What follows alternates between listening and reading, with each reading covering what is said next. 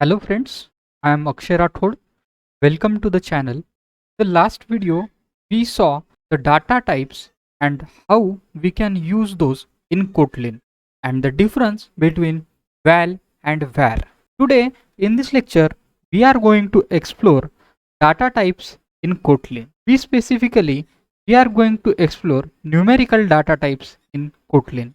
So let's get started. So you all know computer stores the data in the small boxes, and those boxes are in the memory. You can imagine this as a rack of boxes. Okay. The box stores the value in the form of bit. Now the question is, what is bits? Computer stores data in small chunks of memory called bits. And a bit can have value of either 0 or 1. So we can say it is the smallest part, but for optimizing memory, we are not storing variables and data in the random format. So we have partition. We have created some small to large boxes, such as small, mid, large, and some extra large boxes for various kinds of data.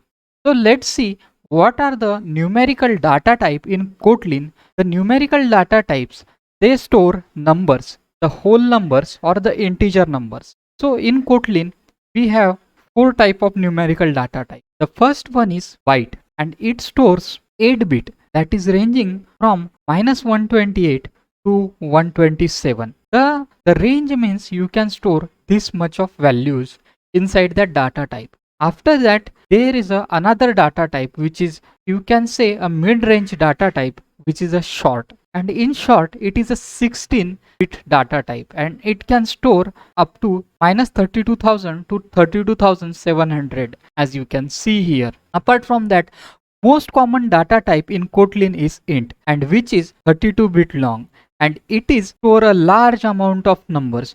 So you can see most why it is most common data type, because it satisfies all of our needs, and most of the time for performing scientific calculation and creating application like scientific calculators and other things, we need very large values. And for this, Kotlin has a data type integer which has a size of 64 bit, and you can see this data type stores the values in trillions. Okay, so without wasting too much time, let's get a practical experience of it.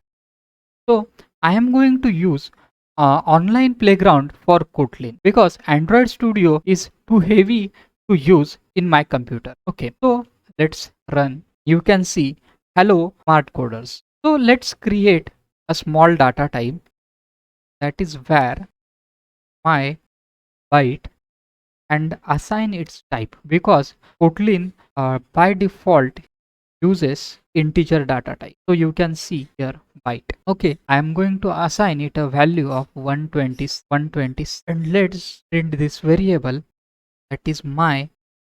Let's run the program. You can see value of 126. What if I am going to exceed the value above its range? Let's have an example. Here you can see the integer literal does not conform to the expected type, because this is a literal and it is a integer which has a more value than the provided range of byte. Okay, so let's have a bigger data type where my short, let's give it value which is bigger. So in our case, here about 32,000 some value to it. We can store a value 32,500 or greater, like 3,25,000. Let's say this and let's run our code. If I remove 10, you can see the value. So the same way we can use integer which is of 32 bits. Okay, in the same way, for storing bigger values, we can use the long data type. Long. Another important thing, if the value in integer is exceeded from its range, then it is automatically or by default converted into long. Otherwise, what we can do, we can provide a very big value, like can add a L at the end. We print a value is. So in this way, you can have good idea of various numerical data types. This is all for this video. We will meet in the next lecture. Till then, happy coding.